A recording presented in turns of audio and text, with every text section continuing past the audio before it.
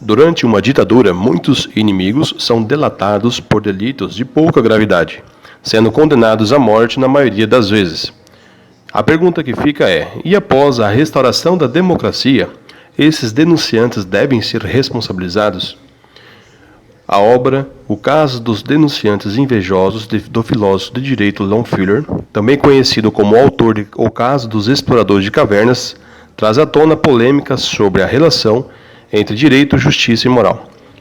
Baseado principalmente no regime nazista da Alemanha, que após a sua queda coube à justiça de transição julgar as barbáries acontecidas, o autor coloca em xeque o caso dos denunciantes invejosos. Em um primeiro momento do livro temos 5 soluções narradas sobre a ótica de 5 deputados. Na segunda parte, 5 professores embasam suas posições, fechando a sistemática com a opinião do leitor, fazendo uma breve reflexão do texto exposto.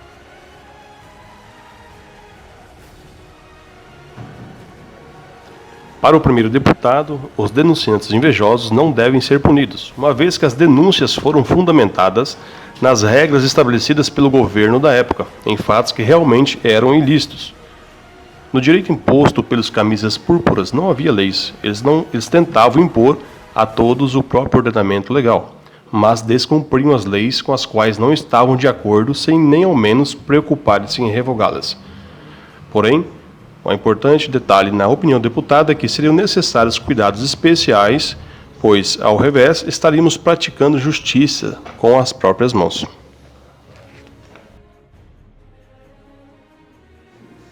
O segundo deputado concorda com o primeiro, porém, indo pelo caminho exatamente oposto. Para ele é um absurdo considerar os camisas púrpuras como um governo legítimo. Poderiam, a qualquer momento, interferir na administração da justiça, principalmente quando esta não funcionava de acordo com os desígnios e os caprichos do poder. Foi uma guerra de todos contra todos, portanto, os denunciantes nada mais eram do que uma fase dessa guerra. Assim, não podem ser condenados, pois seus atos nem se podem ser considerados ilegais, já que não viviam em um Estado de Direito e sim em uma anarquia.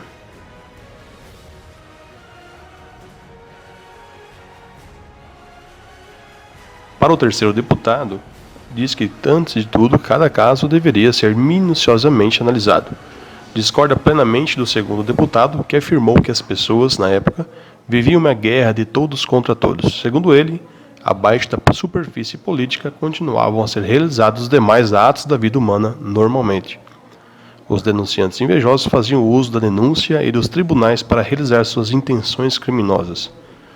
A sua única opinião é que, se esses atos forem passíveis de punição, todos deveriam ser condenados, os membros do partido, o governo, juntamente com as pessoas que tiraram proveito da situação.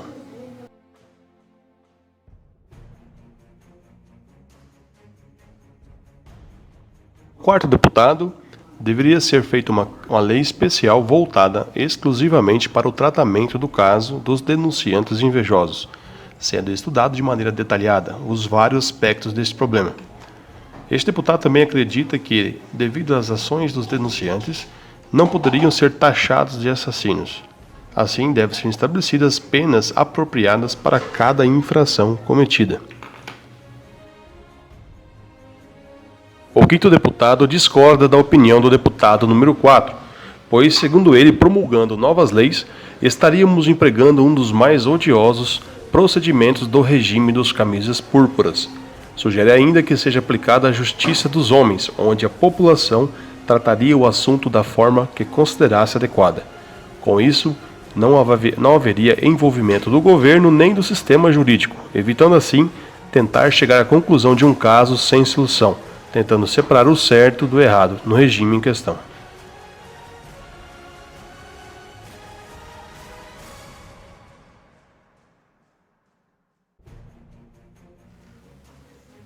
Para o professor Goldenagem, existem 2 considerações a ser feitas.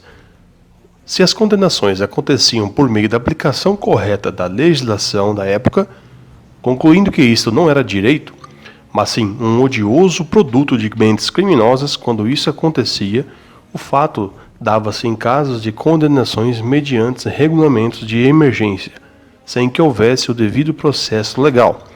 Nestes casos, os autores e cúmplices desses atentados ao direito devem ser punidos.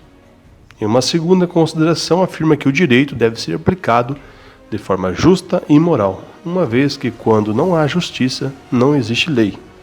Afirma ainda que acredita que as ordens dos políticos devem ser respeitadas, mesmo que sejam injustas. Retrocede ao passado, caindo na armadilha do iluminismo e do positivismo, uma vez que não será possível alcançarmos a liberdade, dignidade e a igualdade se ficarmos restritos às leis.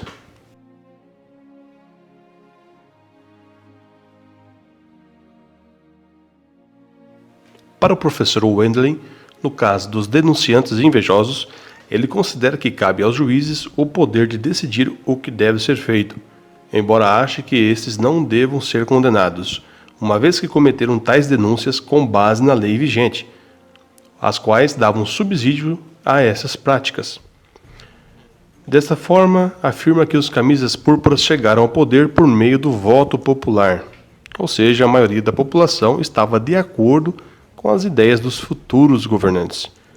Quando alguém propõe qualquer tipo de vingança, neste caso, instiga atos de violência, e não é para isto que foram questionados. Finaliza dizendo que o direito é um instrumento que cada grupo social utiliza para alcançar as suas finalidades.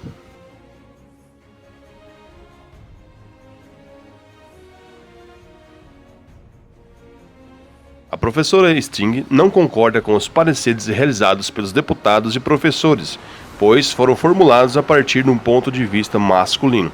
Analisando a causa das denúncias feitas na época, segundo a professora, não apresenta a inveja como causa das mortes dos denunciados, mas sim a morte por causa do direito que estava em vigor, que castigava com penas capitais as chamadas contravenções inócuas.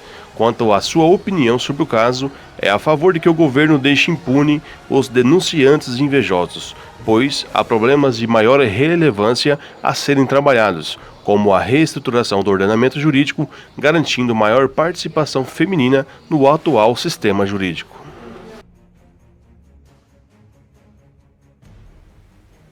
Para o professor Sateni, discordando da professora Sting, envolvendo a questão de discriminação entre homens e mulheres, para ele o que deve ser levado em conta é o significado do direito. Assim, para ele, o direito é um conjunto de normas colocadas em vigor pelo legislador. Outros consideram que o direito está contido nas decisões dos tribunais. Para Sateni, o direito é o resultado de sucessivas interpretações dos princípios que fundamentam a vida social. Desta forma, as leis visam a democracia em âmbito geral, atingindo o sentido à vida social. No caso dos denunciantes invejosos, acha que, juntamente com os juízes que fundamentaram tais leis corruptas e injustas, devem ser também condenados com sanções proporcionais ao mal que causaram.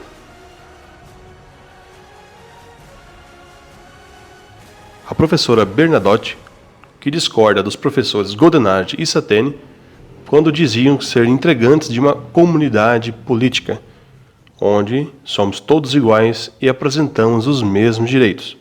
Para ela, a aplicação da lei está vinculada a quem está no poder, já que os interesses dos governantes muitas vezes são determinantes para a tomada de decisões.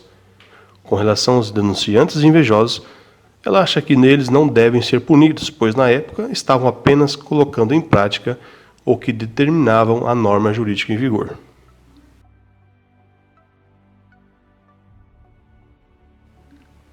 Acompanhe as ideias defendidas pelo professor Goldenage, onde acredita que os casos dos denunciantes invejosos devem ser tratados como uma questão de direito.